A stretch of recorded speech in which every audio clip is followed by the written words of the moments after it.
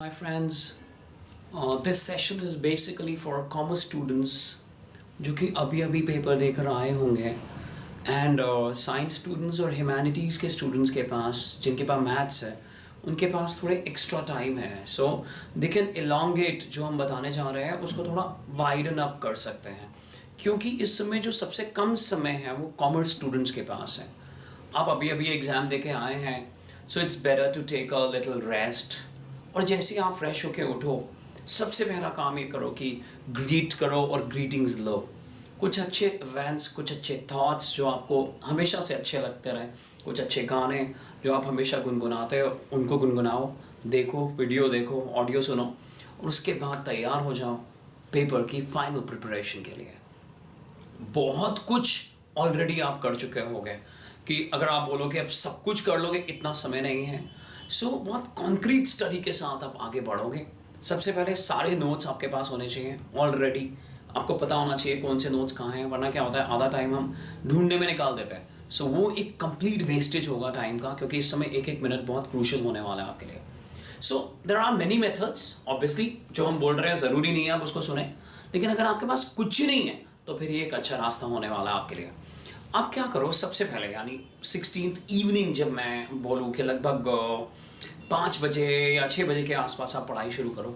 सबसे पहले इजी जो चैप्टर्स हैं और मेट्रिसेस, डिटर्मिनेंट्स, डिफरेंशिएशन, ये 3 टॉपिक जल्दी जल्दी से ख़त्म कर दो और फिर कैलकुलस शुरू कर लो। Integration, application of derivative, differential equation, AOI, limit of a सम।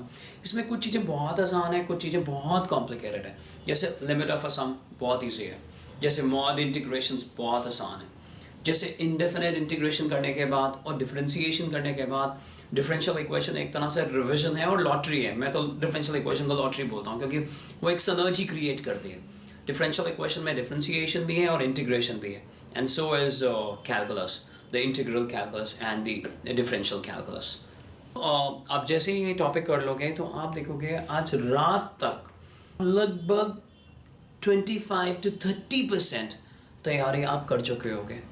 कल सुबह अच्छी स्लीप लो, कल सुबह उठो फिर कैलकुलस पे डाल दो, सारी एनर्जी कैलकुलस पे डाल दो और कल दोपहर के बाद यानी आफ्टरनून पोस्ट लंच आपको क्या करना है, जो टॉपिक आपको ठीक से नहीं समझ में आते जैसे रिलेशन फंक्शंस हो गया, शायद हो सकता है आपको आता हो, we are just telling for the sake of it.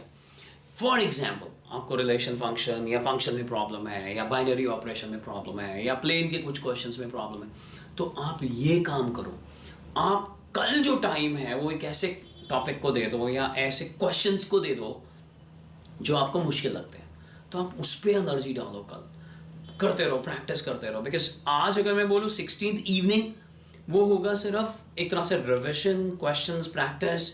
वो आपके ट्यूशन नोट्स हो सकते हैं, आपके स्कूल के असाइनमेंट्स हो सकते हैं, आप कोई बुक ले सकते हो, प्री बोर्ड्स कर सकते हो या जो भी डिफरेंट डिफरेंट तरह के नोट्स हैं वो कर सकते हो। और कल का जो टाइम होगा, जो आने वाला कल है, वहाँ पर आप टिपिकल क्वेश्चंस या कॉन्सेप्ट पे काम कर पाओगे क्योंकि बहुत समय नहीं है कॉन्सेप्ट बनाने का। अब जो बन गए बट फिर भी एक दिन यानी कल का दैट इज 17th आपके पास एक दिन होने वाला है जिस पे आप इस पे काम कर सकते हो।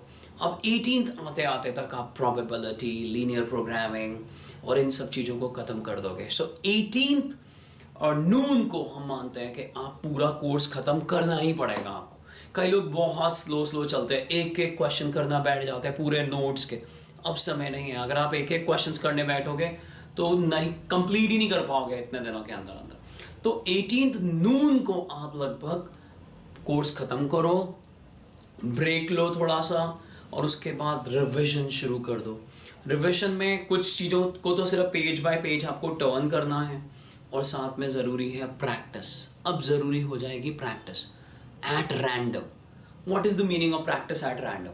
आप सैम्पल पेपर्स उठा लो, तो सैम्पल पेपर्स में ये जो 2 पेपर CBSE ने जो 2 पेपर्स इशू करें और लास्ट 3 इयर्स के CBSE बोर्ड एग्जाम्स, सो इन 5 पेपर्स का क्लस्टर ले लो। स्कूल में जो फर्स्ट टर्म्स हुए थे या जहाँ पढ़ने जा रहे हो वहाँ पे first term, second term, pre boards, pre finals, उनको उठा लो। तो एक बंडल बना लो और उसमें से मान लो मुझे इंडेफिनेट करना है तो सब में से इंडेफिनेट खत्म कर लो। या किसी को बोलो यार मुझे एट रैंडम कोई क्वेश्चन दे दे, तो उठा के वो क्वेश्चन आपको दे दे तो आप उसे सॉल्व करने की कोशिश करो। तो ये जो 1.5 days होगा यानी 18th पोस्ट लंच के बाद यानी इवनिंग में, और 19th पूरा ये आपको सिर्फ प्रैक्टिस करनी है, स्पीड लानी है, वैल्यू बेस्ड क्वेश्चंस करने हैं। 1 मार्कर्स होंगे तो कैसे अटेम्प्ट करने हैं, 6 मार्कर्स होंगे तो कैसे अटेम्प्ट करने हैं, इस पे काम करना पड़ेगा। और शाम होते होते, रात होते होते 19th को लगभग 11 साढ़े 11 बजे आप बेड पे जाइए, थोड़ा मेडिटेट करिए उससे पहले, या बेड पर खुद ही मेडिटेट करिए और उसी मेडिटेशन में आप नींद में एंटर हो जाइए। अगले दिन उठें बहुत अच्छे से और खूब अच्छे से पेपर देकर आएँ। Thank you very much.